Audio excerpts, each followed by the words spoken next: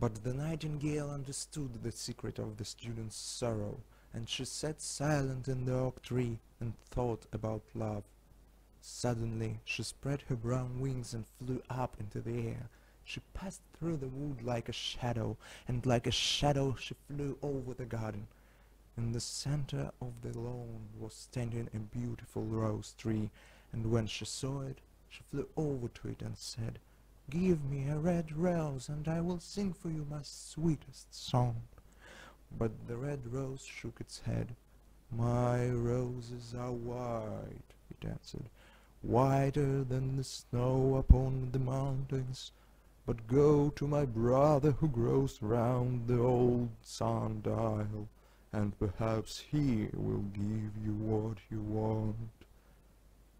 So the nightingale flew over to the rose tree that was growing round the old sundial. "Give me a red rose," she cried, "and I will sing you my sweetest song." But the rose tree shook its head. "My roses are yellow," it answered, "but go to my brother who grows under the student's window, and perhaps he will give you what you want." So the nightingale flew over to the rose tree that was growing under the student's window, but the rose tree shook its head.